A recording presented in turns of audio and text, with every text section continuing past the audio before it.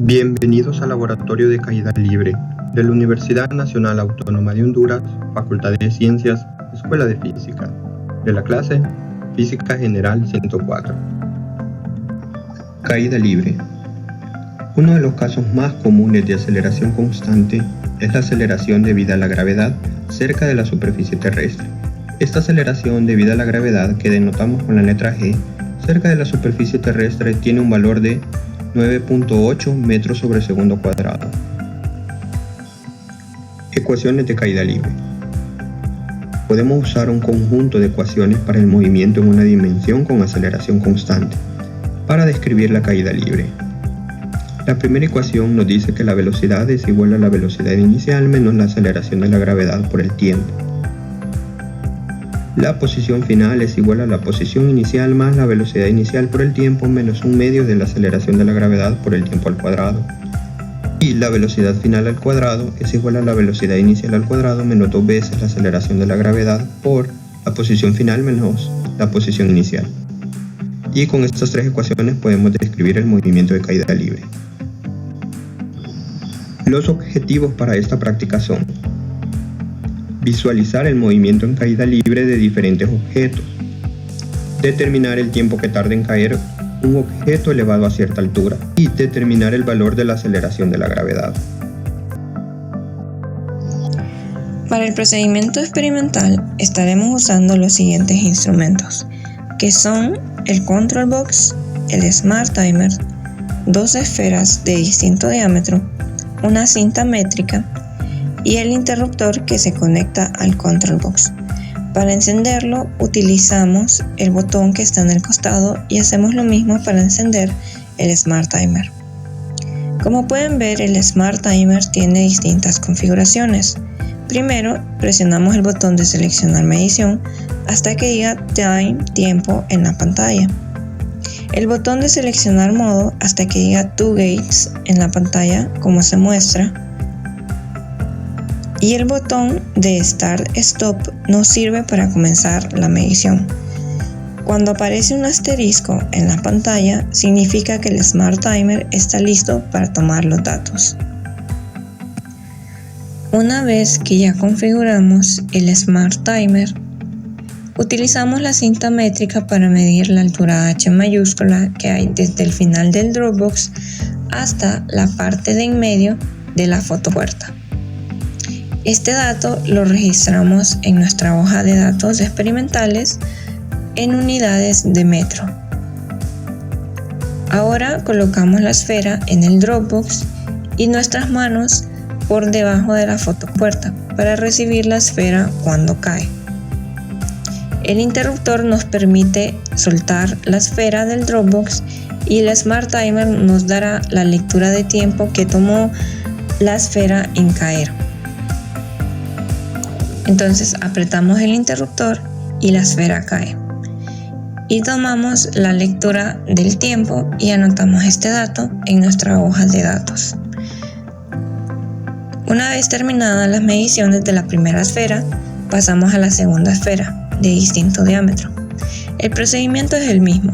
Se coloca en el Dropbox, se activa el Smart Timer, se utiliza el interruptor para soltar la esfera y el dato de tiempo que nos retorna el Smart Timer lo anotamos en nuestra hoja de registro de datos. Realizamos este proceso 5 veces para obtener la cantidad de datos necesarios para llenar la tabla. Ahora manipularemos la nuez que sujeta la fotopuerta al soporte para cambiar la altura que existe entre el Dropbox y la fotopuerta. Medimos la nueva altura con la cinta métrica y anotamos este valor de H en nuestra tabla de datos. Repetimos el procedimiento anterior. Colocamos la esfera en el Dropbox y activamos el Smart Timer para que mida el tiempo. Con el interruptor podemos hacer caer la esfera y registramos nuestro valor de tiempo medido en la tabla de datos. Repetimos este procedimiento tantas veces sea necesario para llenar la hoja de datos. Ahora cambiamos de esfera y volvemos a medir el tiempo. Utilizando el interruptor la dejamos caer y la lectura de tiempo que nos da el Smart Timer la anotamos en nuestra hoja de datos. Igual repetiremos este proceso las veces necesarias.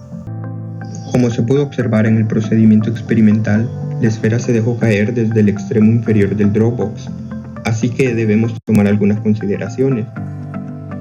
Si tomamos un sistema de referencia, donde el origen es la parte inferior del Dropbox, entonces la posición inicial y la velocidad inicial son ambas cero.